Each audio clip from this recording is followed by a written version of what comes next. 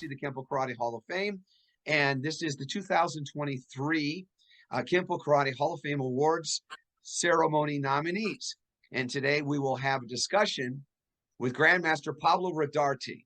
So in a few seconds, you'll get to hear from him, and we're excited to have him as a new member of the Kenpo Karate Hall of Fame. Hi, this is Paul Casey, the Kenpo Karate Hall of Fame, the 2003 nominations for the Kenpo Karate Hall of Fame Awards. We're very pleased today to have with us Grandmaster Pablo Rodarte, and we're going to be talking to him. So let's ask Mr. Rodarte some questions. Hello, Mr. Rodarte. How are you? Fine, sir. Very, very happy to hear you and hear from the Hall of Fame. We're excited that you could be a part of it. Can you give us a little bit of background on your Kenpo Karate or your martial arts journey? Yes, sir. Well, I start at the age of 4 years of age under the guidance of my father, Pablo Rodarte Sr., who was a Marine from the Navy of Mexico. And my beginnings was very hard, you know, because the strong discipline that my father used to learn from the military, okay? But at the same time was a great experience. That experience took me to the position in which I am now. My beginnings were, like I told you, with my father. Then later on, he put me and my brothers under the teaching of Grandmaster Enrique Núñez from Juárez, Mexico, who used to run, used to run a gym who belongs to the KKHOF, to the American Kenpo Karate Association. But first, in the beginning, he was running a school over there from I don't remember the name very well. It's gonna come to my mind. Well, so we were there studying until I get my black belt from the American Kenpo Karate Association under Professor Enrique Núñez, and I did my my exam, public examination. So in which we have to present all the requirements since the beginning, since the white belt through the black belt. So from that, at the age of 17 years old, I was already well known for my abilities as a fighter and as a competitor in katas.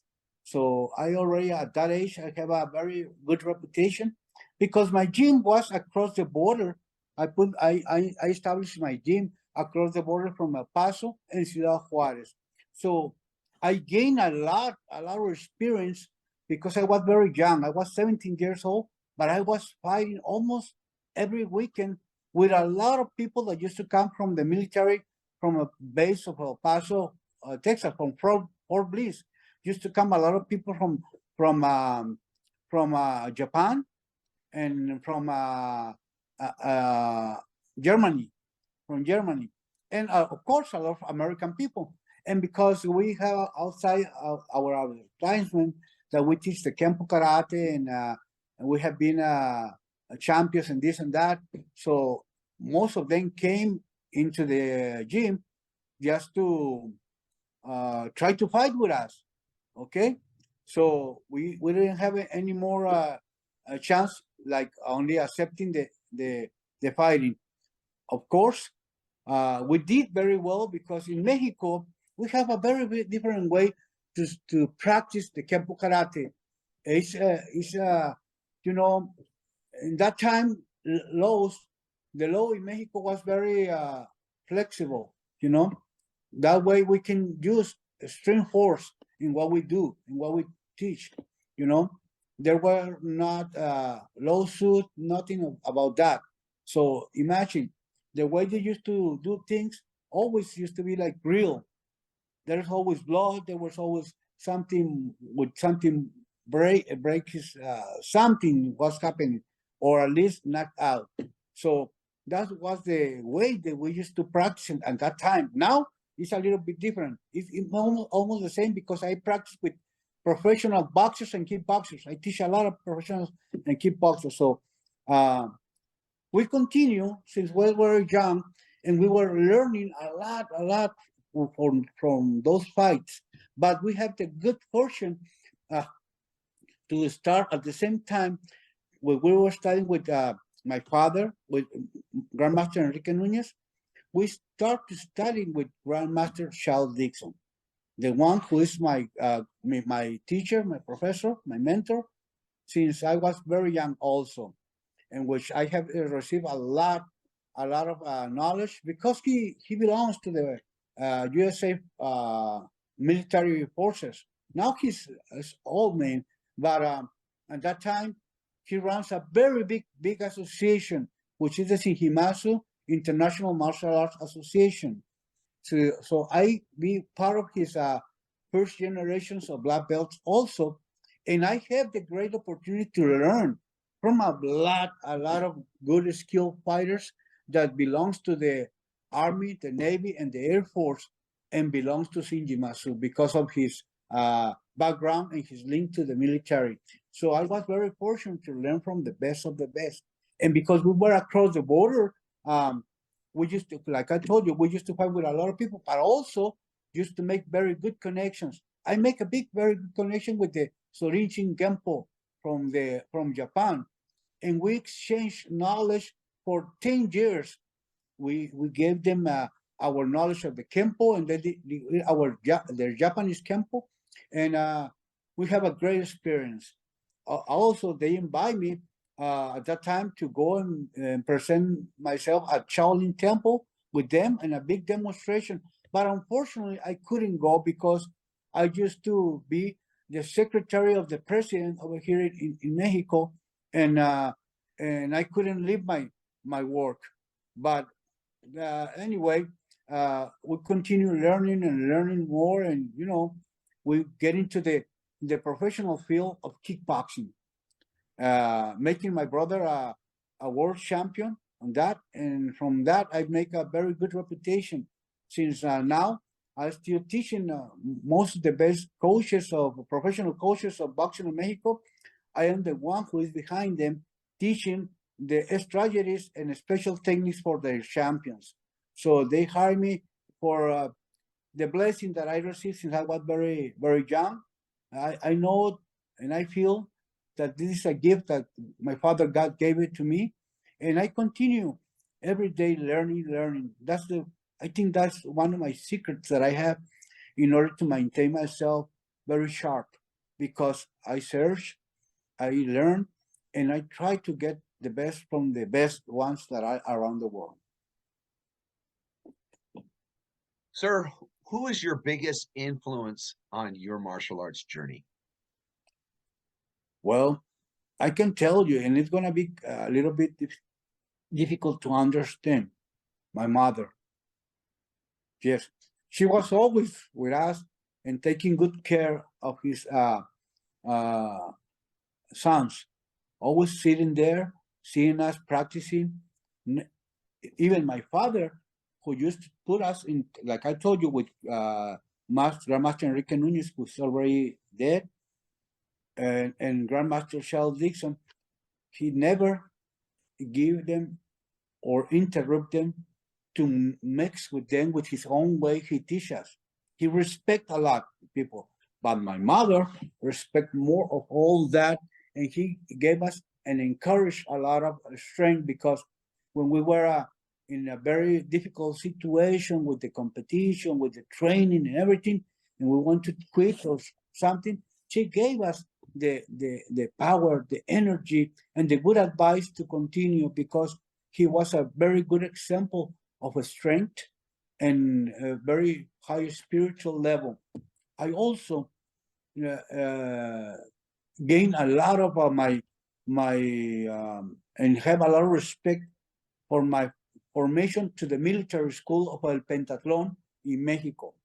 So I, at the age very young, age of 16, I studied and belonged to the force, military force of Pentathlon, which lead a lot of young people to be very disciplined, very loyal to their country, and very dedicated. So those were a lot of my influences. Of course, Grandmaster Enrique Nunez and Grandmaster Child Leagues. And there is a lot of people out there that are good influence and respect, and that I have worked with them very close. But these 4 people that I already mentioned, they were, and the institution of the Pentalon, they were the basic of my foundation, you know. I know that the future lies ahead of us, but it's right now in the present. And you get that. You understand what I'm saying. Our greatest resource are our children. So, what is your vision, Grandmaster Rodarte, for the future of your martial arts and for the martial arts community that we belong to? Okay, that's a very important question, because I work with a lot of professional boxers, but the way that I keep my knowledge fresh and my abilities to teach is teaching little kids also. I have very good work with my kids, and I think they are the future, not only for the punches and the kicks, but you have to put them in a better way that they can develop in their school, And Kenpo is one of the best tools that you can do, because we work right and left side, so it gives you better develop of your brain. Plus, the way that we speak with them and the way of my formation give them the ideology that they need to be very competitive, to be very disciplined and very respectful for his right and the right of others.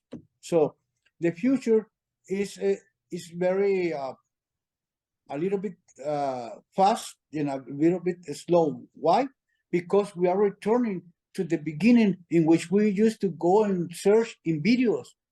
Remember when we used to know about somebody else, we tried to look for to the videos, and there was a big industry selling the martial arts with videos. Now we are returning to that point of origin, but with these new tools of the internet, we have the world and all the great masters that we want to have at front of our TV and our own gym. So we can learn directly from the founders or from the new people that have new ideas, new concepts that are developing each day the martial arts in a different way.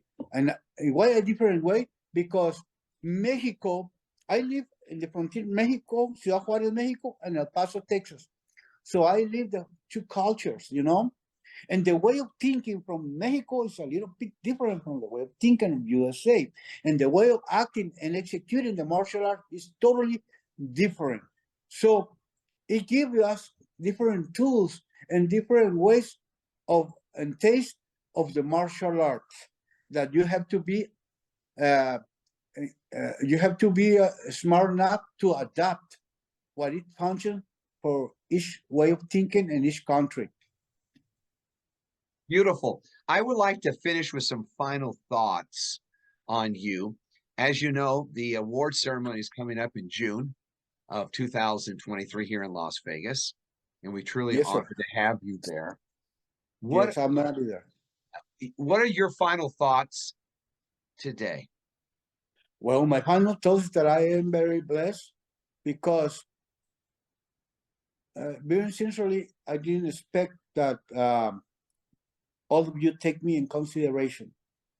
And for me, receiving this award is a great, great blessing, and made me feel very proud, because it seems that all the time that I have been traveling a lot to USA, and especially to the area of California, has given, fruits, has given something. People has put their eyes on the things that I do, and I put all my heart and all my knowledge always in everything that I present, that I teach. I try to leave behind me a very good flavor of what is the martial art, especially since Himatsu Kenpo. So that's why I feel that this Hall of Fame is making a very good, an excellent job, taking a good side of who's the people who is around doing something else or something different or something that can make the change, even inspire others. The way that I inspire others is the way that I inspire from others also. Thank you, So sir. I thank you very much for my curriculum or talk to you about myself. And of course, all the grandmasters that I have been around with me, sharing knowledge from USA and Mexico. You've lived up to all the expectations. We're excited to see you. And I want to thank you for coming on, taking time out of your busy schedule there. And so with no further ado, I would like to say on behalf of the Kenpo Karate Hall of Fame, we are honored here to speak with Grandmaster Pablo Rodarte. We look forward to seeing him in Las Vegas. We encourage you, our viewers, to take a moment, research Mr. Rodarte, and please come and join us as we celebrate greatness in Las Vegas at the 2023 Kenpo Karate Hall of Fame Awards ceremony. Full salute.